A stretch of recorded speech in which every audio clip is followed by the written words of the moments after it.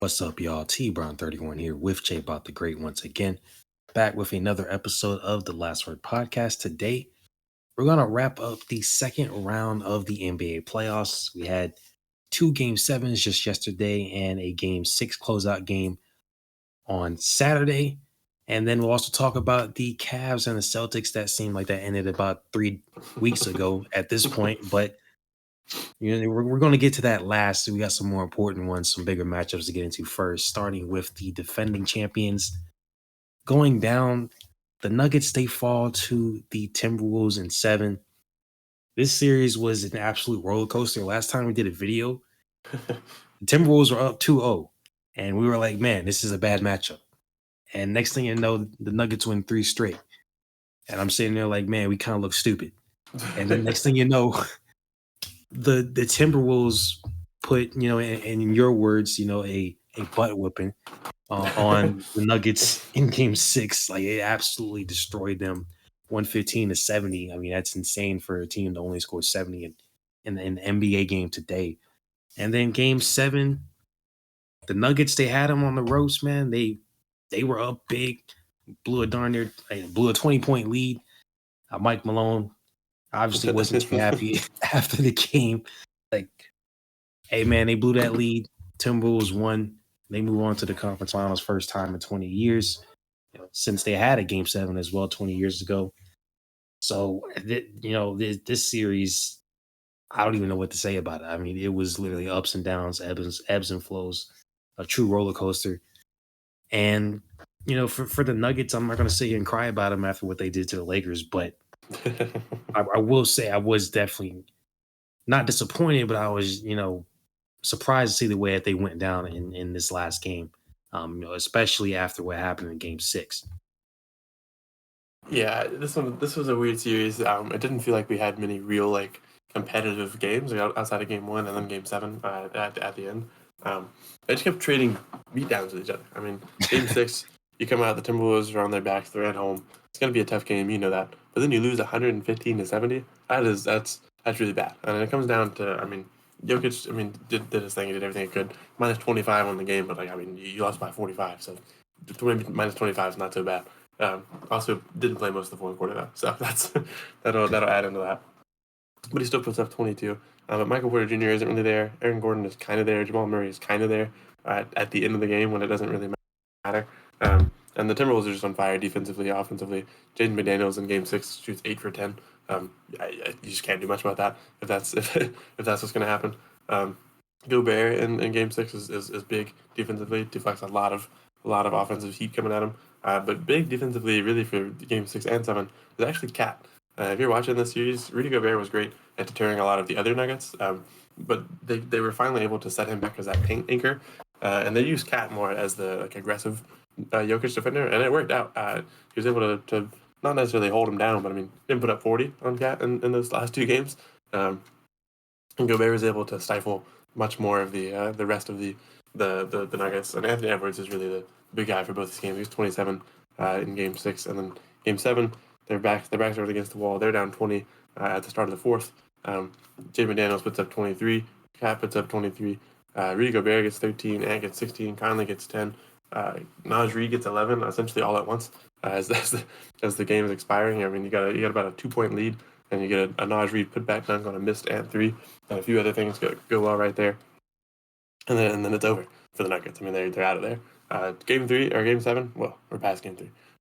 Game 7, you do get good games out of Jamal and Jokic, but you get nothing out of everyone else. Reggie Jackson doesn't play very much, but he gets 0 points. Justin Holiday is going to put up 0. KCP gets 5. Good defensive player, but obviously doesn't fully come out in this one. Aaron Gordon gets 4, and Michael Porter Jr. gets 7. I think a big thing on last year's run for this Nuggets team is the consistency of Jamal Murray playing and Michael Porter Jr. playing. The way that they kept just keeping up any type of slack. Jokic really never had a bad game. You get these guys to come back, and the Timberwolves were super great at being able to be built specifically to keep those guys from having consistently good games. You get one out of Jamal in this one in the first half, and then Anthony Edwards proclaimed that he had Jamal in handcuffs at the end of the game. And for some parts of the fourth quarter, I would say that's true. He definitely held him down, wasn't able to get him going as much. Again, Gobert, big to kind of just on that defensive deference, and then Cat and Jaden McDaniels. Big on Jokic, big on Jamal, big on Michael Porter Jr. Naj Reed actually big on Jokic as well. This one's tough. I think what we saw in the first two games was a recipe for how you can beat the Nuggets. You got to keep them tired. You got to stay on your toes defensively the whole game. And then for 3 straight games, the Timberwolves stopped playing defense. They got Jokic back, or not Jokic. Whoa, they got Gobert back in Game 3 after his child was born. And I wouldn't say that Gobert was bad in Game 3, but the issue is that they kept pulling him away from where he's most effective. Right, Gobert is really, really good in the paint, close to the rim. The further you get him from the rim, the less you're getting an effective Gobert. Right. Not because he's a bad outside defender, but because the Timberwolves defense is built to like force you to run into Gobert and then try to get away somewhere else, and you end up in Naj Reed or Jaden McDaniels or Ant or Cat. And so when you pull Gobert out and play him in drop coverage, Jokic is eating that up all the time. He's going to eat that up on any defender. So it looked really bad for Gobert to come back, and then all of a sudden they hit a 3-game losing streak. And I think it took a little bit for Chris Finch to really get back into a groove of how you could effectively use Gobert to fight against the Nuggets offense, which is really just like Jokic just going to chuck up a ball and it's probably going to go in. And that's a really hard thing to go against. There's nothing against Jokic. He's a great player, obviously a great shot maker. And I think in Game 1, right, that's the other close game in the series. That's when Gobert was there. And so they had a hard time, I think, trying to figure out letting the defense that's been the number one defense all year still be the number one defense against Jokic, against the now 3-time MVP. I think in Game 6 and 7, they really figured that one out. Because, I mean, their offenses, we said in the first round that the Timberwolves aren't going to put 130 on you. They did put 130 on the Suns. Didn't even in the beatdown, and this one, it was 115 to 70, which is still pretty big. 115 to 70 is a big gap, obviously, and 115 is not a point count to snooze at. But the Timberwolves, I think, in both Game 6 and 7, just locked in defensively, got back to what they were doing, figured out the ways to get Gobert back to be effective, found that Cat was really effective on Jokic, and just kind of suffocated every other Nugget on the court, and let Jokic get his 20, let him get his 34, but made sure that, MPJ is not giving you 20, Jamal's not going to give you 30 in back-to-back games, nothing like that. Settled in defensively and got the 7-game series win. I said in the last video that I believed that it would be Timberwolves in 7, but after they went up 2-0, I thought it could be shorter. I was wrong on that one. It was Timberwolves in 7. So I'm glad my prediction was right, but I was also feeling the same thing as the Nuggets won 3 straight games. I was like, oh yeah, it's over. It's my prediction is bad. I look stupid now, but held it out. We came through. Timberwolves eliminate the Nuggets in 7. We before we get to this next game, which really did disappoint me, I will say again, like the way the Nuggets came out in the second half is what bothered me the most. Like, and if you're a Nuggets fan, it's probably what bothered you the most. Like, you have such a big lead early on, like you were clearly going to win this game, and they just let up off the gas. Minnesota, they came out strong in the second half. Anthony Edwards, like this wasn't an amazing game by Anthony Edwards by any stretch of the imagination here. Like, this would be the game like where you have to win, right? Like if Anthony Edwards only comes out and puts up 16 points, like he was like what 6 to like 6 for I don't 24. remember. Yeah, 6 to 24. Like if you get that kind of performance from him, you would think, okay, he's been the main one, regardless of whether they win or lose in the series for the most part, except for like Game 3. He's gonna put up 30-something points. It's just a matter of what happens, with the rest of the guys, with Cat, with Rudy Gobert, with Jaden McDaniels, right? Like Anthony Edwards mentioned, getting Mike Conley back, how that helped out. Now Naz Reid, like how they play, how the rest of the guys play is what really mattered. Because Anthony Edwards is going to get his regardless. So you have a game where he has his worst game of the series, probably shooting wise, and they still come out in the second half like just meh. Like they didn't play like this. This was a elimination game in the second half. It's like they completely forgot that. Michael Porter Jr., you mentioned it. He was not good. And you can talk about defense. Everybody will talk about the defense for the Timberwolves, but like the man was just missing a bunch of shots. Like defense or not, like he was missing easy shots. And obviously, most guys, they'll still shoot even if they're not having the greatest night because you can't just give up. But like he was not having a good night. He probably should have just stopped taking all these shots. Didn't help him there. And, Nuggets, we're not going to say, oh, they're front runners and this and that. Mike Malone is this and that. But I don't see how you guys act a little different in this series. Jamal Murray early on, throwing the heating pads on the court and everything. Like, I mean, that seems like a lifetime ago. And then Mike Malone after the game, talking to the reporter, and it's like, look, I mean, there are a lot of bad reporting uh, questions, a lot of bad reporting that goes on nowadays, but like, that was just a legitimate question. Um, like, obviously he's pissed off, and I get that, but end of the day, man, y'all blew a 20-point lead. Answer for it. You're going home. Timberwolves move on. Yeah. Now this one, I won't say I was rooting for the Knicks. I don't want to seem like I'm biased here, but I would have been happy to see the Knicks move on to the conference finals. Maybe even get to the NBA finals. And I understand the injuries. Like the Knicks basically are running. I mean, you got half your guys in the hospital ward for New York, but the way they came out in Game 7, I mean, there's just really no excuse for it. Even with Jalen Brunson's injury later in the game, the Knicks, they flew this series 130-109 in Game 7. I mean, it was basically over from the beginning. The Pacers, I mean, it was at halftime they shot like what? It's like 76%. Yeah. Yeah, like I mean, I understand you can't really defend that. I mean, even if you play great defense, like if you're just shooting that efficiently, I mean, that's like insane. There's not really much you can do. But I mean, offensively, like the Knicks really they didn't get much going. And again, I know they get OG Anunoby, like he tried to go. He only played like what 4 or 5 minutes before they got him out of there. He didn't come back. Josh Hart obviously was injured from last game, but he was able to try to go. I know the guys, overall the team, they've been so battered, don't even have to really bring up Mitchell Robinson and Julius Randle, who had been out before. Like they had so many injuries, but they kept in this series. But the Game 7 performance, just like the Nuggets, and this is on a much bigger scale, of course, is really disappointing to see. I mean, this wasn't much of a game. Like even 5-10 minutes into it, like it was basically over. So, definitely disappointing to see the Knicks go out like that. But I have to give the Pacers credit, man. You can bring up, last round against your Bucks. They beat the Bucks team without their best player. Dame was injured. You beat up on the injured team, the Knicks, but hey, like end of the day, they won. They played really good basketball these last couple games here, winning 2 straight in Game 6 and 7, and they'll be moving on.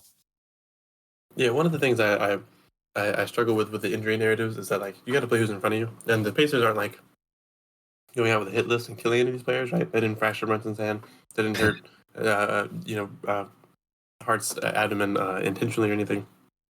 Things just happen. Some of it does come down to Tibbs playing them for so many minutes, right? If you get on 2K right now and you run a team the way that Tom Thibodeau runs a team, you're getting injured. You're gonna have plenty of injury notifications because they're not gonna get enough rest, which is just kind of an unfortunate part of the game. But the Pacers, you got to give big credit in Game 7. I mean, if you look at the Knicks stats, if you're watching the game, obviously if you're watching the game, they're dead. Their oxygen is going pretty quickly into the game. If you're looking at it, right, you get 40 out of DiVincenzo. Jalen Brunson gives you a little 20. He's hurt, obviously. Elliot Burks comes off the bench and gives you 26, and that's maybe a telltale sign of what's happening with the Knicks in this game, that Burks is playing that much. So I do like that he stepped up in these past few games. He's really good for the rest of the series as well, and in the little bit of time they do come on. But the Pacers offense just went nuclear, right? They're not missing anything. They shoot 76 in the 76% in the first half. They finished the game 67%. That's still really good. The Pacers, the Knicks in comparison shoot 42%. That's a big difference between the two teams. Aaron Nesmith gives you 19 points on 100% from the field, 8 for 8, and only 1 free throw. So that's just honest basketball. He gives you 19 points the only way he knows how. Then you get 20 from Pascal Siakam. He doesn't shoot as well, but it keeps going. You get 17 from Miles Turner. He shoots about 64%. You get 20 from Nembhard. He shoots 80%, 8 for 10. Only a few free throws for each of those guys as well. Tyrese Halliburton gives you 26, also not super efficient, but again, or not the most efficient, 60%. I'd say that's pretty good. Not shooting 100% like some of his other teammates, but he's still doing good. And he's obviously shooting more than some of those guys as well. 10 for 17 has more shots made than some of the most than any of the person on this team this game. And then TJ McConnell, the guy who's been doing it all this whole series, I think this whole playoffs, I think has been kind of their energy, their engine guy. He's 6 for 8, 75%, gives you 12 points as well. So I mean, they just come together in this game 7 and put up an offensive performance that's like, what are you supposed to do? You can't do a whole lot about it. And I mean, with the Knicks being as hurt as they are as well, there's not much they can do to defend it. Josh Hart doesn't shoot well while he's on the court. Harden's 9, plays 30 minutes, takes 2 shots, misses them both. Vincenzo gives you a somewhat efficient 50, but Brunson is shooting 35% to get you to 17. Miles McBride, or Deuce McBride, isn't able to do a whole lot. Precious comes in, doesn't do a whole lot. Alec Burks does a lot. The rest of the guys that clocked in just clocked in to lose. To run the clock out. It's a little harsher than I meant that, but I mean they don't take any shots because they literally just like stepped on the court. They played 60 seconds. I just took a shot from you. Yeah, it was a little rougher than I intended. But the Pacers just come together, and that the thing that's been running their whole team is that their offense is super good. So I would say, I mean, the injured Knicks team still puts up 109 points. That's it's not much. That's pretty good. That Pacers defense is still a little weak, but it doesn't really matter if you allow 110 and when you put up 130, right? It's not a big deal. So I think I'm not going to take anything away from the Pacers. When you're looking into the future here, and you've got these 2 series wins behind you that are obviously you've got some injuries on those teams. You play who you play. But even in these wins, obviously there's a lot of injuries going on. But like I said, got 100% from Neesmith, 80% from Nembhard, 64% from Turner, 60% from Halliburton, 67% from Ben Shepherd. He took 3 shots, but it's 75% from McConnell. It's just like, what do you do? That's so much offense. They're just making their shots. If they're shooting that well, they're gonna win. We'll talk about the future series here. I'm sure that as we close out the video, it's a little scary to look to the future for the Pacers and think about them matching up with the Boston Celtics. But regardless of that, their offense stepped up in the last 2 games of the series. Regardless of the injuries in front of them, they shot really, really well, and then played super well, especially to close out Game 6 in New York. It's a tough place to do it, and I gotta give them all the credit. Obviously, I'm not gonna say I was rooting for the Knicks, but as a Bucks fan, I wasn't super keen on the Pacers' success, but I'm not going to ignore that they're like playing really, really good basketball. I like that TJ McConnell's gotten a little more time at the end of the game. Nembhard and Neesmith are doing really good for the most part. So it's cool to see these guys step up. And Halliburton, aside from the first few games of the series and the first few games of the Bucks series, he just apparently can't start a series. Has been good, really good at the ends of each of those 2 series. So Pacers have been a fun team. Their offense is really fun. They're a little whiny. They can be a little weird when they're not winning, but I'll put that aside. When they're winning, when they're shooting well, it is a fun basketball team to watch. Yeah, just to finish out there, like Tyrese Halliburton, you said it. It seemed like at the start of the series, he's just not really there. But like once he starts getting aggressive and once he starts taking all those shots, like you said, like obviously he didn't shoot as efficiently as the rest of his teammates who shot, like you mentioned 3 times. But like once he starts getting aggressive and once he starts talking, I don't know who he was talking to in the front row or like near like the commentators or whatnot, but he's talking to somebody, and maybe that's what motivates him, and clearly it worked because he started taking crazy shots. Like he seemed like he couldn't really miss. So when he gets like that, I mean, that's the Halliburton that we're used to seeing, in those big stretches in the beginning of the season, early on, just shooting out of his mind, getting pumped. Obviously, the hoodie afterwards, a lot of discourse around that. Him choosing to wear it after rather than before. I think it would have been even cooler if he worn it before. It's like, I'm going to do this to you, in your arena in Madison Square Garden for Game 7. But hey, he wore it after, whatever. That's fine. But like you said, I think they definitely will. We'll get to this in a little bit. They're going to have their work cut out for them when they head to Boston for this conference final matchup. But, speaking of Boston, we got a guy that used to play back in Boston, Kyrie Irving. I can't really do nothing but root for Kyrie at this point. I feel like he's definitely accepted his role with Dallas. Malice. with Dallas Mavericks, along with Luka and the rest of them boys, as they win this series 4-2 over the number one seeded Thunder. Hey, last week in that video, you said you thought the Mavericks were going to win that series, and you were absolutely right. So I'll give you your props here because I didn't think, at that point, it was only 1-1 when we did our last video. So at that point, you really couldn't say too much. The series could have gone either way. But Dallas in game 6, at the end specifically, more than, more than for a lot of the game, Dallas definitely impressed me at the end. And for Kyrie, I'll say this, he's definitely accepted his role. Obviously, Luka is going to be that guy that handles the ball a whole lot. And, a lot of people talk, we talked about it, Kyrie not being insanely aggressive throughout this series, even last series. And like, they're absolutely going to have to be aggressive, going up against Minnesota in next series, going up against that type of defense. But Kyrie, he comes alive when he needed to. He got 22 points in that closeout game. Luka came in with 29. He almost fought Tony Brothers about 5 times in that game. But and I love Luka, man, but he's got to chill out with when he's beefing with the refs. Like, it's every single play. Like, I mean, just chill out. Like, even when he gets the call, he's trying to beef with him. It was just funny watching, Saturday night. And the Mavericks, honestly, I thought they were going to lose this game. Like, once it kind of got into, like, the second quarter ish, and they clearly weren't playing as well as they should have been. And you get into, like, maybe the third quarter, before they made that late run in the fourth, like, Mavericks are kind of pissing me off because I'm like, look, you guys have the opportunity to close this series out at home. Don't even have to worry about going back to OKC for game 7, and you're playing like that. Come on. But I give them all the credit in the world. PJ Washington especially, like, he's pretty much like the I don't want to say MVP of the game, that'd be incorrect, but like I guess he encapsulated this game the most because first half for him, he had 3 fouls, got in foul trouble, couldn't really do much of anything early on in the game, and then late in the game, pretty much is when he did everything, as far as stat wise, hit some big shots, hit some big threes, drew that foul at the end by SGA, which led him to get some free throws, and then there you go. Like,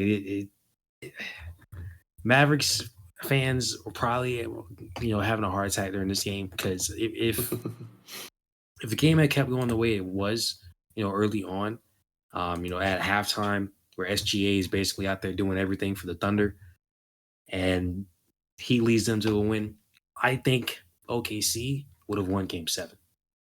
With that momentum, even if, the rest of the Thunder teammates for SGA, they didn't show up the way they should have, I think they would have come back game 7, been a lot better, would have been motivated being at home. I think they would have won. So I got to give them all the props in the world for being able to, for the Mavs, for being able to shut them out game 6, end the series at home. Don't worry about going to a game 7 and get a tiny little bit of rest before they have to play the Timberwolves in the conference finals. Yeah, this game for the Mavericks is the story of the fourth quarter risers, and that's going to be PJ Washington and Derek Lively. I think Lively got 8 of his 12 in the fourth. He finishes plus 26 and a 1-point win. It's a pretty big one when you consider what they were coming from in that one. He shoots 5 for 6, does really well. PJ Washington hit some big shots, hit some big free throws to close this game out. 2 threes, 3 free throws, gets 9 points. Those 9 points get them to the Western Conference Finals. You can't really ask for much more than that. Other than that, though, Luka plays extremely well, gets 29. Kyrie gives you 22, and Derek Jones gives you 22. So the Mavericks really came together. I agree with you. They were really playing like they didn't want to win this game when it started, and then they put it together in the fourth quarter. And I think that it's really good that they did that because I don't believe that they close out this series in 7. I originally said that it was Mavs in 7, but the way that the Mavs lost games and the way that they were kind of shifting their momentum a little bit, I firmly believe that if they ended up in OKC for a game 7, that it was probably over for them. It's over one way or the other in game 7, but I think it probably ends up going more to the Thunder. So this one is really good. Luka Doncic survived pretty tough defender and Lou Dort in this series. They get out of there in 6. You can kind of escape without the physical contact that Lou Dort gives a lot. But as much contact as he gets, I do agree. He's a very whiny player. Luka Doncic is a great player, but it can be a little rough sometimes to watch him play and just kind of constantly go at the refs. Even like you said, when he's getting the calls, you wouldn't know it. You wouldn't assume that. It just feels really weird. So yeah, I mean, I think the Thunder, they played well in this game, right? I mean, they lose by 1. You get 36 out of Shea, you get 22 out of Jay Wills, you get 21 out of Chet. Lou Dort gives you 11, Isaiah Joe gives you 11. The bench, though, is not able to do a whole lot, and that's going to be a problem. Aside from that, I think the Thunder, as young as they are, as well built as they are, I do think they're still young. I do think that they still have some issues with trying to find ways to overcome tight defensive situations. And obviously, Shea just commits a really rough foul at the end of this game 6. And I mean, I've seen all the angles I can see of it. I'm not going to disagree with the call at all. 3 free throws for PJ Washington is a tough one to stomach as you're up a little bit and the game is closing. And PJ actually misses the third one, which is the worst one he could have missed because then then they're bouncing. But at the same time, they get the rebound and are forced to shoot from right there, and that's it. I mean, it's over. There's not a lot of time to make a shot happen by that point. So yeah, I think the Mavericks, tough. They're really tough. They're really resilient. This is a tough series to come out of. This was a fun one. It didn't go to 7, so I wasn't as flashy as the other Western Conference one. But it was definitely more competitive. I mean, there were some beatdowns. There were some rough moments in this series for the Mavericks especially. But to come out against the 1 seed, who has been the 1 seed for the last chunk of the season after fighting against the Timberwolves and Nuggets, and beat them in 6 games, you get beat down in game 1, you come back, get a 9-point win in game 2, then you get a slight lead from game 3, slight loss in game 4, and then from there you're able to kind of pack it up, let your defense settle in a little bit, hold them under 100 points, which is a really tough thing to do, and then come out in game 6 and survive the tomfoolery that you put yourself in. Very, very resilient team, and it's really good to see Kyrie do well in game 6 especially. I'm happy to see him play well. I also nothing but rooting for him. Maybe not as much as we get against the Timberwolves here, but I think that was going to be fun anyway. Probably a little more fun than the Eastern Conference Finals, but we'll see what basketball gives us. Yeah, these Eastern Conference Finals obviously got Boston, who, like again, like I completely forgot the series even happened because I don't remember when Game 5 was. Like it was like what, Wednesday, Thursday, maybe. Yeah, It's been a while. So like I mean, they came out, they took care of business. I mean, the Cavs, they were, in no way. Let me preface this: in no way am I saying the Cavs injuries were the reason the Cavs lost the series. Like let me just say that regardless, like they would have lost the series anyway. But not having Donovan Mitchell out there, Jarrett Allen had been out since the first series. So like you had some injuries, you had some guys that were missing. Like for me, this again, this series was more of just about like what do the Celtics come out and look like, and it's kind of a repeat of that first series against the Heat. They come out and thrash them game 1, and then game 2 they lose, and then they win the rest of these games. Obviously, Cleveland, better than what the Heat are because at least the Heat, were missing their best player in that one, and Jared Allen. You can debate who's the best over in Cleveland, but Jared Allen missing has a huge impact. But Jimmy Butler not being in Miami, I mean that's just taking all the air out of the team. Like let's be honest there.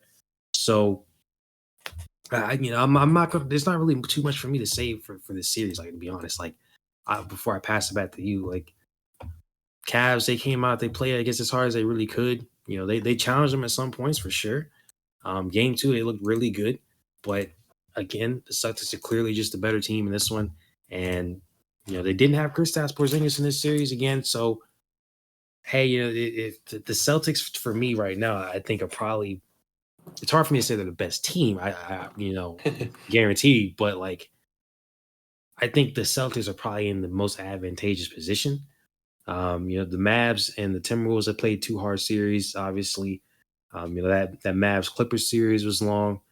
The Timberwolves obviously that first round was pretty easy for them, but The last two series for both these teams were pretty long, having to go to 6 and 7 games. Both teams suffered some, tough losses, had to pull off some tough wins. The Celtics, they've only lost 2 games so far in the playoffs, period. So, Yeah.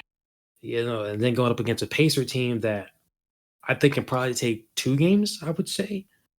I'll respect them and say they'll win more than one, but I don't think they'll win more than two. So they'll probably end in 6, I say. Um, so for me, I think the Celtics, their strategy again is to just kind of end the series as fast as possible.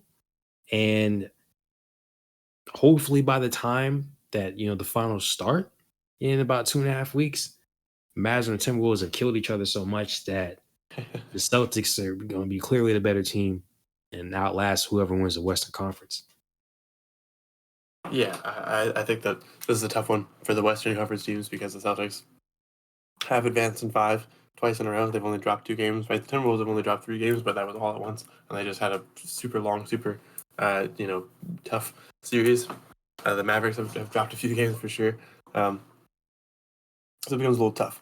And the Celtics have they get past the Heat in 5, and then they get the Cavs, and they have the exact same series, essentially, right? They come out in game 1, whoop them.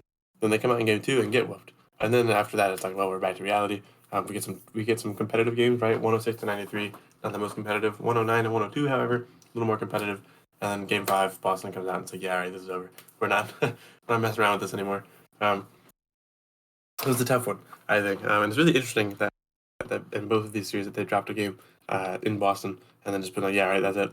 We're that's enough." I'm not sure that's going to happen with the Pacers. I do think because of the stage of the conference finals, that the Pacers fans, the Pacers players are probably going to be a little more amped up. I think that them getting 2 is good. And there's not much to say about the Cleveland one, just because of I just feel like it was Donovan Mitchell fighting for his life. Evan Mobley in the last game, Donovan Mitchell didn't play. Evan Mobley put up 33 to 25 from Marcus Morris. That was great. I mean, if you could get that all the time, it would be great. But clearly, they just could not string it together enough, and the Celtics were just too consistent. Right, 25 from Tatum in this one, 22 from Horford to close it out, 18 from Derek White, 13 from Drew Holiday on actually good shooting.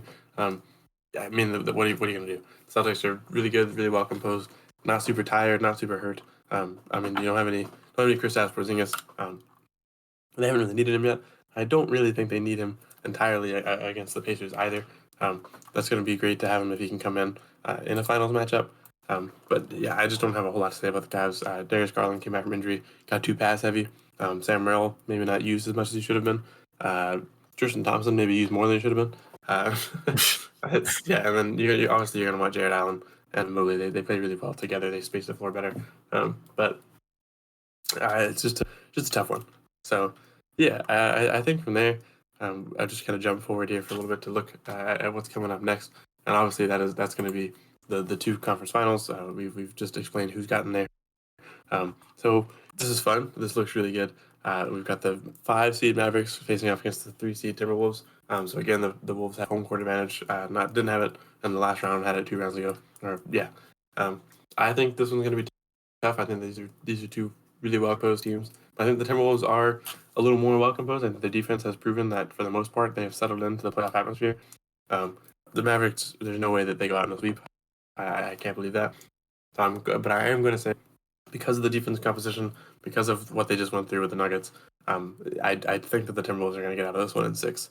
I guess I'll pass it to you there, and we can get to Celtics and Pacers after. We kind of already have, but in-depth reasonings for this one is really just that the Timberwolves defense is a really tough one, and where the playoffs started was that they wouldn't settle in.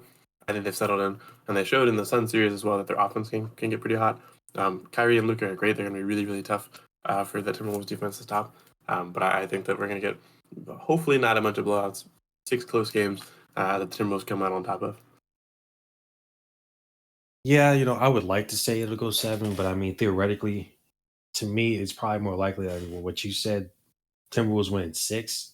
I think we'll probably get 2 crazy games from Kyrie and Luca, maybe one of the other, and 2 of those for them to come out with a win, to at least make it competitive. Because it's funny because before the series, if you ask me like, all right, what's the difference with the Mavs and the Thunder, right? Like I would have told you like, hey, if the Thunder are the more complete team, obviously you got SGA out here averaging, 30 something points, going crazy basically by himself. But I would have said the Thunder had a more complete team, whereas you have the other two best players in the series being Kyrie and Luka. The superstars there. Kyrie's been there, done that before. So it's kind of that same premise there. You got a crazy guy like, I don't want to call him crazy, but he is crazy. Anthony Edwards, he'll go out and do his thing. I don't think he'll ever shoot 6 for 24 again. So I think he'll do his thing. And you have a complete team around him again, I would say, if they all show up when they should. And you have Kyrie and Luka, who again I think might have one or two games each where they just go crazy. They pull out a win just on will alone. But I would say more likely than not, Timberwolves probably win. I don't know, probably win like games 1, 3, 4, and then probably 6 to close it out. On the road, since they, like you said, they do have the home court advantage now, being back up top over the 5 seed Mavs. So yeah, I think this is not a slight on Kyrie and Luka. I think it's just a lot more likely this time around that we'll see less of a complete effort from the Mavs, more of a complete effort from the Timberwolves. And before I jump over to the East, I want to add too that I think that obviously Kat, Gobert, Naj Reid, and Kyle Henderson were tough for Jokic. I think it's gonna be really tough for Derek Lively and Daniel Gafford. They're great centers. They're both young, up and coming guys, but that's just gonna be. I mean, if you're thinking about a scenario that puts Nikola Jokic in a blender and has him say like, "I need a clone of myself," I just think that Gafford and Lively are going to be in a little bit of it, and there's two of them for sure, so it's a little less of one impact. It's going to be rough, I think, on those two guys trying to compete in this series. Going over to the East, I think that the Celtics come out in 6 just simply because I think that the Pacers are going to have that Eastern Conference Finals kind of flair going about them. I wouldn't really be that shocked if the Celtics close it out sooner, just because of the team compositions. I know that the Pacers are a bad team, but the Celtics have bruised their way through the past 2 series. They have not swept anyone yet. I don't think that'll change here. But I think the Celtics just have everything. They're good at defense. They're good enough to try to slow down the Pacers. Their offense is good enough to keep up with the Pacers. It's going to be a tough one. I think the Pacers offense can get a little more nuclear, and that's why I think that they'll steal 1 or 2 games here. Maybe they get both in Indiana. The first 2 in Indiana, and then can't get the third one. I'm not entirely sure on the game breakdown there, but I think the Celtics will come out of this one in 6, be a little more tested.